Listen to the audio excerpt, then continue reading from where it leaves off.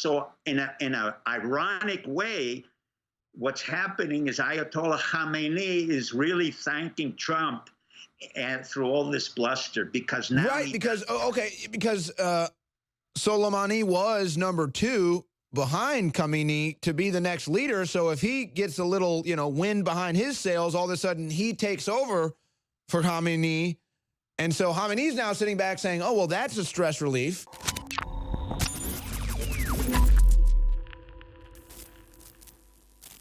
Well, I got to say, Steve Pieczenik is just an incredible man. He was on the Alex Jones show earlier, and then somehow in between the Jones show and now coming on the War Room, he went to Hawaii, brought himself a school of fish with him now, and a new Hawaiian T-shirt. That is the American dream, Steve Pieczenik. Goes on the Alex Jones show, goes to Hawaii for a short vacation, comes back with a school of fish and a new shirt, and now does the War Room. How do you do it? I don't know, Owen. I did go swimming in the lake, though, and it was about 58 degrees, so I'm able to answer some of your questions. They're going to be very penetrating, and I just enjoy your show. I don't know why you guys are wearing beards, but I do admire. I've always kind of worn a beard. It honestly just started kind of like I just didn't want to shave, and then it just kind of became people liked it, and it kind of became my look. But let's not get distracted now. You've got the total clean look going on with the clean head and face. These are going to be some penetrating questions because you have a certain insight and experience here that is rare and is not going to be heard probably, quite frankly, anywhere else in the landscape of media. So let me just start it off with this before we go into the latest details from the Soleimani killing with the drone strike. What relevance, or is there any relevance, or what involvement does a John Kerry and a Barack Obama have on the original attack on the U.S. Embassy? We saw that Kerry was over there communicating with Iranians. We know that people from the Obama administration, we know that McCain was communicating with terrorists in that region as well. They've always kind of been churning these proxy wars for a long time, these same people. Do you think that there's any significance to John Kerry going to Iran recently? Do you think Obama and his cohorts are behind the scenes trying to pull strings here, or do you think this is actually an organic event? I think this is very much of an organic event, but tied to the previous administrations where, we who've served are not great fans of McCain, as we've said. He was a coward, he was a traitor, I mean, all those issues, and he killed people on the forestall. The same thing, we're not fans of Kerry. Kerry is the individual who brought in a film crew when he went into Vietnam. We were totally disgusted when he came out.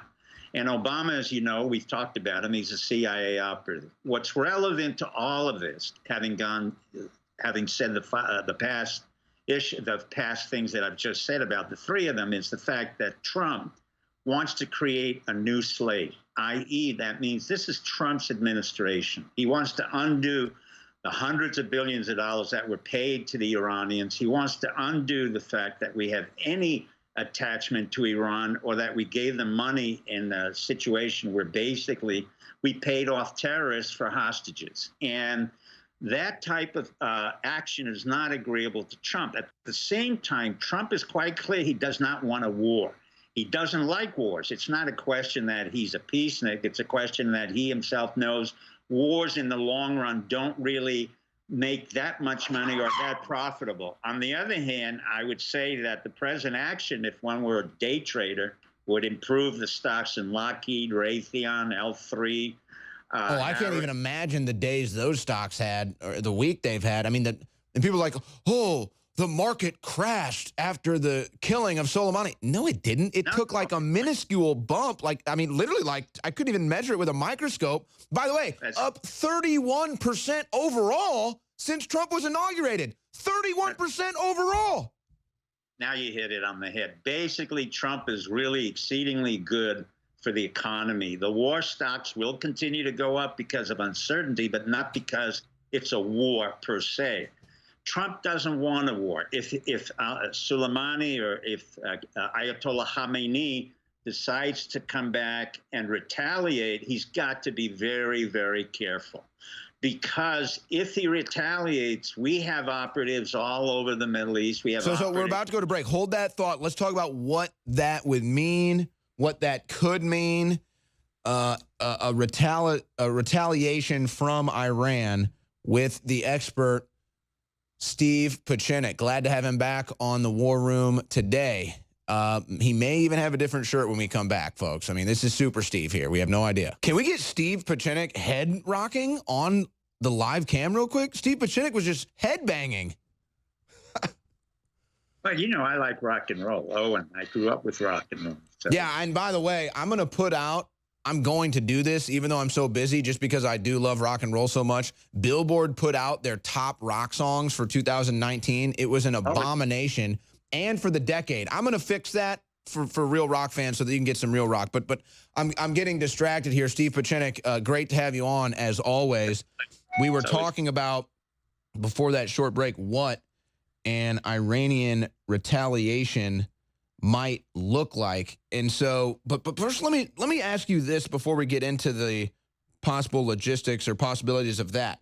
What do you make of the Twitter diplomacy, which is the best way I can phrase what's happening right now between President Trump and the president of Iran? President Trump puffing up his chest on Twitter saying, "Don't mess with America," in all caps. And then Khamenei from Iran saying, "We will have vengeance. This is a war crime." I mean, that to me is very odd, very low IQ. I almost don't even believe it, quite frankly. But what do you make of that? Is this really the 2020 diplomacy? Are they talking behind the scenes, or is this what we get? No, you get much more behind the scenes. But what you're underlying, and I think you hit a key point, that in the 21st century, the diplomacy is no longer that of putting people in a foreign place and securing them in an embassy. What the 21st century is, and in fact, Trump brought it in, is Twitter. And he used the instruments of the 21st century, the internet. Now, Khamenei really doesn't know which way to maneuver. And he has a real problem. What we did, in effect, by taking out Soleimani, was to put pressure on Khamenei, the Ayatollah, and at the same time, we put pressure on his exports of oil, which he needs to do in order to make money. But we have created a tariff, we've created an embargo, and internally he has a much greater problem than he has externally. The Soleimani problem is just the pin of the head of the needle, because internally, as you remember weeks ago, he killed a lot of kids who were protesting the corruption of Soleimani and Ayatollah Khamenei. So what we have now is Khamenei stuck, not really knowing which way to go. We have an internal agitation propaganda that will ensue. And then there's another country that came in, and nobody's talked about it, although I've talked about it in one of my videos, and that is Japan. Japan is the new actor in all of this. And the ruthlessness of Japan is not apparent. And what do I mean by that? They have a history in World War II of being quite ruthless. In the 21st century, they've restrained their ability to be an offensive force. However, Trump very quietly and brilliantly 2 weeks ago decided to put in Japanese warships and Japanese oil ships in the Middle East as a surrogate for the American warships and American oil ships. So what he has done is brought in one of the most ruthless allies we have, who actually has been quite good and quite loyal, Prime Minister Abe. He knows very well that what we're looking for is a retaliation if needed, and it will be Abe and the Japanese who may be in the forefront of this war, because Trump has already positioned. Now, we haven't heard anything about the Japanese military. Is that right? I have not heard Japan brought up. In fact, it actually makes more sense hearing you say this now because, and correct me if I'm wrong, but the biggest interest in the world, I would guess, that has Iran's back would be China. And exactly. so for Japan to pivot there, that's a chess move against China as well. Exactly. Now you hit it on the head, Owen. And China knows that they have to be restrained right now because of the economic situation Trump had put them in. That tariff war, as much as it's hurt our farmers, and that will be corrected, had a major impact on the Chinese. The Chinese are looking for retaliatory measures, but they can't quite do it because Xi's economy is falling apart. Their growth rate has been diminished. The credit systems that Xi created have been undermined, and in fact, we will have a trade agreement within a couple of weeks. So Japan, I'm sorry, I want to stop you there. We can come back to that because I want to get back to the focus. But this is actually key as well when you're talking about what Iran is dealing with in their country and what China is dealing with in their country, right, and where America's economic growth is happening right now. And it's really like, and it still has governors on it, folks. If we broke the chains of Chinese production and labor and goods, I mean, this country's economy would, I mean, it would beat the entire world economy combined 10 times over. But we can talk about that later, Steve. I want to get back to the issue that we started with, though, and that's Iranian retaliation. What do you think that would mean? You discounted sleeper cells in the United States. The Pentagon released a report saying that that's not a threat. So what would a possible Iranian retaliation look like? What would that mean? And is the puffing up of the chest of Khamenei just that, him puffing up the chest, him bluffing? Part of it is his bluffing. Part of it will be increased dissension within Iraq. But we have to remember what I said before on Alex's show. The real reason we had gone in there was that the Iraqis have been protesting Iranian corruption. So he may increase the suppression in Iraq. At the same time, he may encourage Hezbollah in Lebanon to start precipitate actions against the Israelis. So the Israelis have to go on a war footing right now. If I were there, I'd go from a DEFCON 2 to a DEFCON 1, because right now it's a game played across the chessboard. The other part of this is Syria. Now, Russia, as you said, has taken over much of our place in Syria. I'm for that. I have been for that. Oh, geopolitically, it makes sense. Putin and Assad go back way, long way. Correct. But Bashar Assad is a very smart leader. Like me, he's a physician, blah, blah, blah. I was in Syria. He's not looking to destroy anything. As a matter of fact, it has not been brought up, repeated, it has not been brought up in the past that Assad, one of the reasons I went in there, is that he's protecting millions of Christians under the Alawite regime. And so he wants to avoid another incursion that was precipitated by Saudi Arabia. So what you'll see is an increased conflict in Yemen against the Houthis. So the Iranians will, the Houthis will increase their conflict against the Saudis. You will see increasing tension on the Israeli border, and you will see increasing tension wherever Iran is in Syria. The point of a strike to the United States, he won't do that. And the reason he won't do that, it would be an all-out conflict, and that's not where we're going. And I don't even think that would be possible unless they did have sleeper cells. But we'll count on the Pentagon report that that's not a threat either. But so let me ask you this: we got 90 seconds left. Where do you see the pieces falling here? If you can just do kind of a little prediction, because you have Lebanon, that's really, I mean, some might say the most sovereign of that area, that just kind of wants to deal with its own business. They support Syrian sovereignty. I think they kind of want all these nations to go into their own sovereign states, but they see the threat of radical Islam, and they really don't get along necessarily with Israel. So how do you see all these pieces shaking out? Well, what I see is, number one, Lebanon is going to have an internal revolution that has nothing to do with Iran per se, other than the fact that Iran has supported Hezbollah, and Hezbollah has turned out to be a corrupt magistrate in Lebanon. So we've had those riots internally. Then we see in Israel there will be an increased DEFCON. There will be probably retaliation by Hamas and some PLO elements against the Israelis, but it will be limited.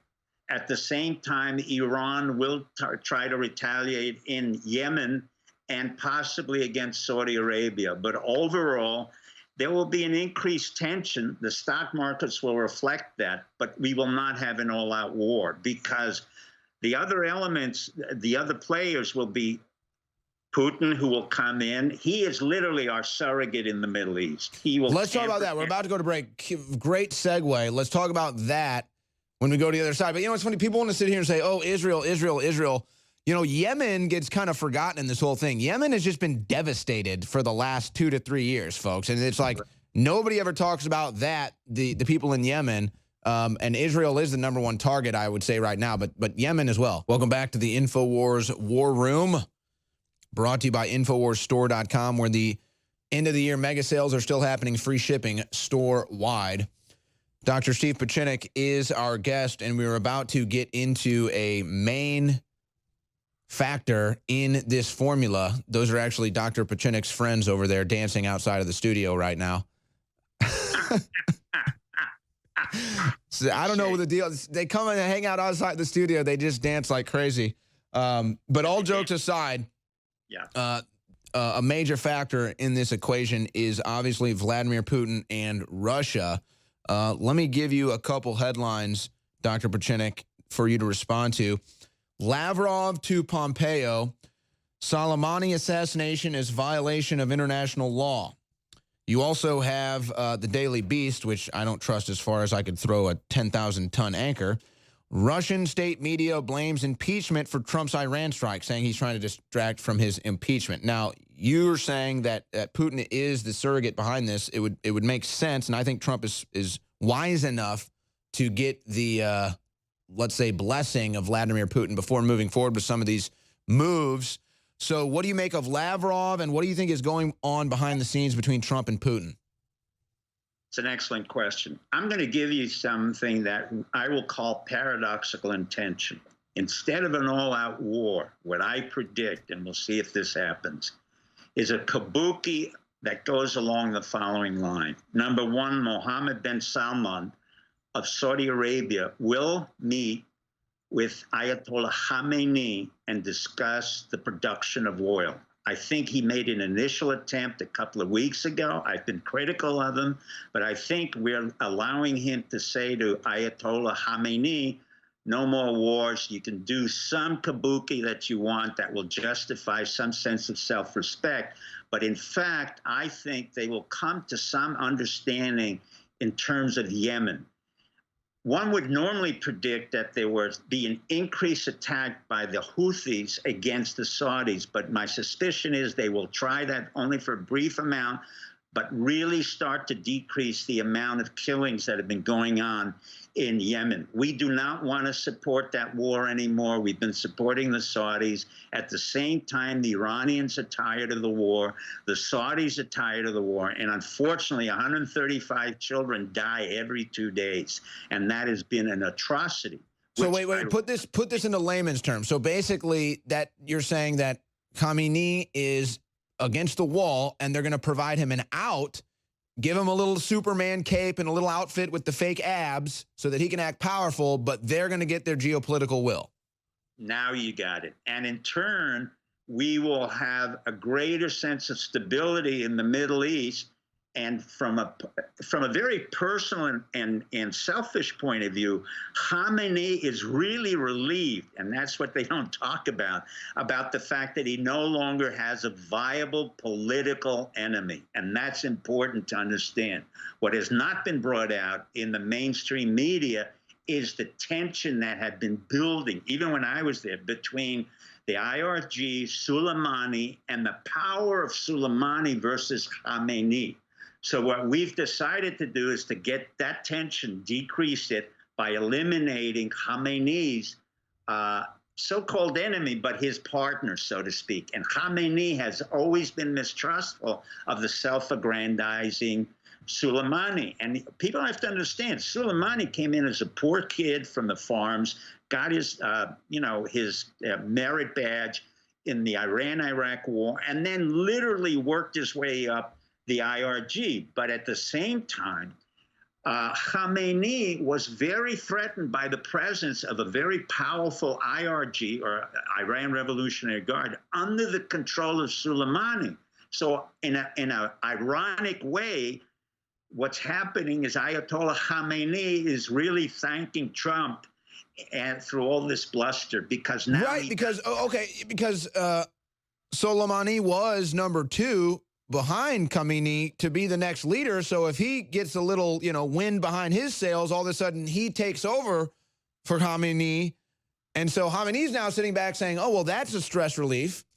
Now you got it. And that's why I say it's a paradoxical intention. In the world of conflict and in the world of strategic assassination, which I know quite well, we often look for the contradictory behavior. It's not always logical that everybody will go to war. In fact, what happens is when we do a strategic assassination, as we've done here with Soleimani, we've relieved the pressure internally vis-a-vis Khamenei and Soleimani, and ironically increased the tension with the young people in Iran who say, this is enough. So we have contradictory forces, or as I said to Alex, it's dialectical or Hegelian. I don't want to get too confusing, but there are two contradictory forces that are playing out. My prediction is that peace will dominate the entire region for the simple reason we've moved in the Japanese, the Russians have already moved in. They're on the northern border of Iran.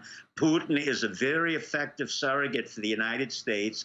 He will temper Bibi, who will come in. Bibi, in turn, will increase the readiness or the DEFCON of the Israeli army. There'll be some kind of kabuki between the Israeli army and maybe Hezbollah. But Hezbollah in Lebanon is already falling apart because they're so corrupt. And Nasrallah has lost a lot of his power because of the internal corruption. And in turn, we will see Mohammed bin Salman come to the forefront and relieve a lot of that pressure that Iran has and give him the ability to export oil so there can be a growth. That's what I predict. It's called paradoxical intention, but who knows? And just real quick, I think that this is the case, but it's Saudi Arabia mostly has sweet, and Iran, they have crude, right? Correct. And that makes it difficult for Iran to export oil because they have to go through the process of purifying it and getting it out, whereas when they get it out of Saudi Arabia, they can just put it on market immediately. That's why Saudi Arabia has been able to get so rich off of this. But, Steve... You hit it right on the head. And remember, Mohammed bin Salman just did an IPO for $2 trillion.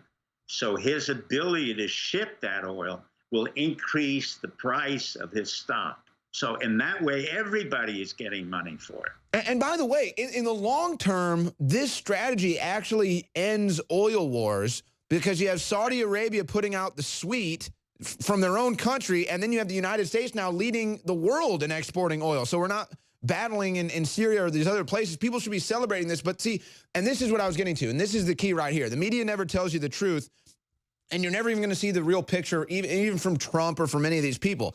And I don't know if you've ever seen the movie Kingsman, Dr. Pieczenik. Have you seen the movie Kingsman by any chance?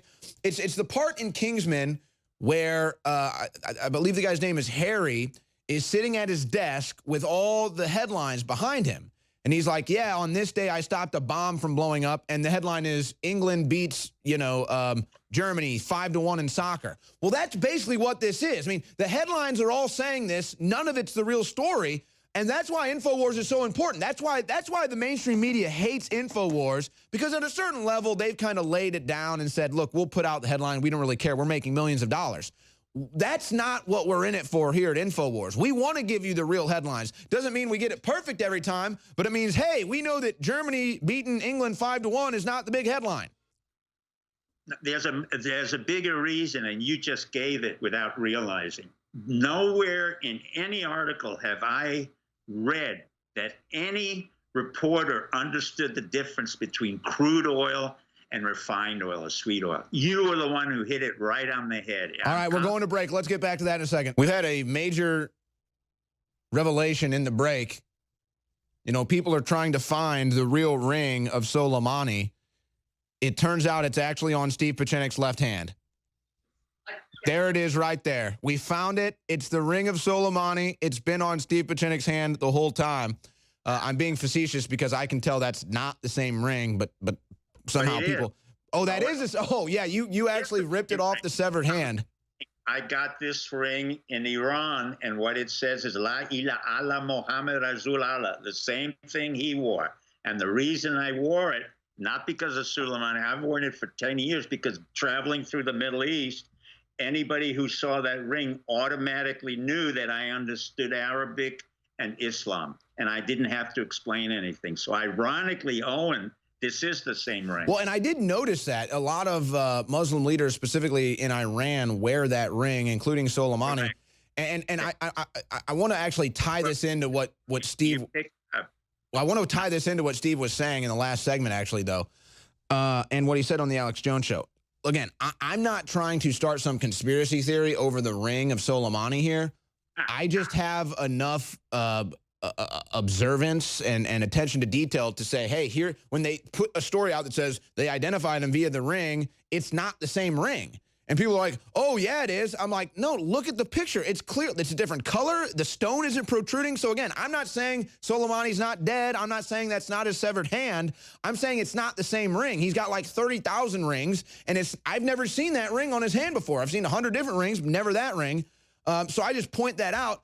But to bring this back home is what we were talking about. And you were talking about this earlier, too, Steve. And it's a level of reality, it's a level of propaganda that you have to hurdle, okay? And that's this. There's this acceptance, this belief, this indoctrination that if somebody's on TV or somebody's with the big mainstream news or somebody's from the Democrat Party in Congress or in a federal bureaucracy, they're all knowing, they're all powerful, and they're in control. Well, no, they're not. Most of the time, these people are total phonies, total fops, total illiterates. And so I just people could take that leap intellectually, Steve, to not have their narratives, their beliefs, their thoughts dominated by people who are either too lazy to do the real work, have no interest in putting out truth, or are just Operation Mockingbird agents to put out misinformation and disinformation, as you're well aware of. So it's like you said, you'll read 100 stories today or thousands of stories today about what's going on in Iran and Saudi Arabia. And as you said, no one will say the difference between crude and sweet, which is so important to the economical impact of this. So just in general, what about the state of the media are you noticing when you see the coverage of this? Or are you so over that you don't even watch it anymore? I think it's the latter part. I don't even watch it. It's so irrelevant to the everyday world that I don't even look at it at all. I'd rather look at movies and, you know, listen to rock and roll. The truth of the matter is the Anderson Coopers and all those others, it's just an act. It's the end of Hollywood. And what you're really seeing with the Democrats and the movie business and the media is the end of an industry. It's an industry of narration that no longer works, in an industry that spent $180 million for a lousy film like Irishman. It's an industry where Anderson Cooper talks about the size of a phallus, you know, on New Year's Eve. I mean, you can't take it seriously. So ironically, the alternative media, which they always deprecate, has become the real basis on which we can at least discuss something. We're not the holy men, but who else talked about crude and refined oil? I mean, and different kinds of oil. People even in Texas don't understand. Look, because of the Permian Basin, thanks to you guys in Texas, we have sweet oil. But at the same time, we have oil coming out of North Dakota from fracking. As a result of that, we're a net exporter of oil. So we don't need to have a problem with Iran, or we don't need to go to war, as Jimmy Carter had tried to do in the Iran hostage siege and messed it all up. He didn't know what he was doing. That's when I resigned. At the same time, not only can we flood the markets with oil, we'll hold back part of that in order so Mohammed bin Salman can also provide the oil. So Iran can still maintain its economic ability. If we really wanted to sink Iran, we would go as an agitprop internally, which we will do, and then cut off his entire oil supply, which we haven't really done, even though we have a tariff and all kinds of, you know, prohibitions on them. They know very well that they can bring the oil to different parts. That's why we're using Japan. So in effect, what you're going to see is a rise in tension, a certain hysteria from the media, but in fact, the oil people, the Lockheed Martins, the Raytheons, the L3 Harrises, all these companies that really do work together and make part of America, we call the military industrial complex or whatever, will do well. And America will continue to be economically viable. At the same time, Latin America will not be. Venezuela is in trouble, Brazil is in trouble, Argentina is in trouble, and we have Brexit going on, which will be a positive moon. At the same time, France is in trouble, Spain is in trouble, Italy's in trouble. And yeah, oh my gosh, I hate to cut you off, but it's just like, man, these conversations are so powerful. I mean, my mind is just like, it's like a nuclear explosion happening in my mind right now. But yeah, I mean, America is literally in the prime pole position right now to just be absolutely dominant as a world power, but not like we have been with the foreign interventions and all that, but like really an economic power that influences in culture and in business and in trade. It's going to take some time to get there, but that's where we're going. And I just had another thought too. And when we come back in the next segment, Steve, I'm going to take you in a completely different direction. But I was just thinking about this. Again, my mind is just like a nuclear explosion talking to you right now. This is about as good as talk show as you can get. For so many years, and this has been propagated by fake news, people in America, specifically oil companies, have sought out oil in other countries for obvious reasons. Then they don't tap into their reserves. It's really that simple. Well, we're reaching this point where we're let's say, tapping into our oil resources, and it's a good move. We become a net exporter. But I just realized, too, you know, it won't even matter probably, let's hope, 10, 15 years down the road. I mean, Steve, we could already be on alternative energy sources, but we're really at that flashpoint where we can push as much oil out as we want and then force ingenuity in the energy sector so that we don't have to rely on oil as much. That's true. I mean, we are in the controlling element right now. We have the ability to do alternative energy if we want, but we've held that off. We have the ability to flood the markets, but we won't because of our alliances with Saudi Arabia and other countries. We've gone into oil drilling outside of Brazil and other countries, but in fact, we never touch the strategic oil reserve. And what we really do, which is quite Machiavellian, but very smart, is that we don't even use our own oil. The reason we still import the oil is a way of really reserving all our capacity, but we can flood it at any moment. So we don't really use our entire capability in the Permian Basin or North Dakota or in the fracking business. So we've held back. If we really let loose, we could flood the markets and bring oil down to about $20 or $15 a barrel, and we don't want to do that. And you know, this is why this impeachment hoax and the partisan politics happening right now in D.C. is just so detrimental to America. Again, whether you like Trump or don't like him or his policy, the squabbling and the petty bickering and quite frankly, the sedition and treason that the Democrats are engaged in right now, it's keeping America down. I mean, we could be blasting off right now like an Elon Musk rocket to space, but this impeachment nonsense is keeping Americans from at least accepting Trump. I mean, you don't have to love him. You don't even have to like him, but they won't even accept him. They deny that he's even the president, and it's this weight keeping us down. I can't even imagine where we'd be. All right, I'm going to take Steve Pieczenik in a totally different direction when we get back. You're going to want to stick around for this. From counsels for the majority and the minority of this. The Democrat Party are committing treason against this country. And you can kick me out, but he's the one committing crimes. You are, Jerry Nadler. You're the one committing treason. America's done with this. America's sick of the treason committed by the Democrat Party. We're not going to sit here and watch you run an impeachment plan and remove our vote. We voted for Donald Trump, and they're simply removing it because they don't like it. Americans are sick of your impeachment scandal. They're sick of the Democrat treason. We know who committed the crimes, and it wasn't Trump. Trump is innocent. I think that probably Jerry Nadler had more fear today than he ever had in his life. And that's because, not because of anything physical, not because we're going to be violent, but because he saw someone stand up against him. And these people are not used to that. Maybe this starts a wave of citizen activism against this Democrat treason, and that's what it deserves. We can sit here and ask Trump to do stuff all day long, and believe me, I get it. But if we're not going to take action, then can we really blame Trump? If you're not going to take action, can you really blame Trump for anything?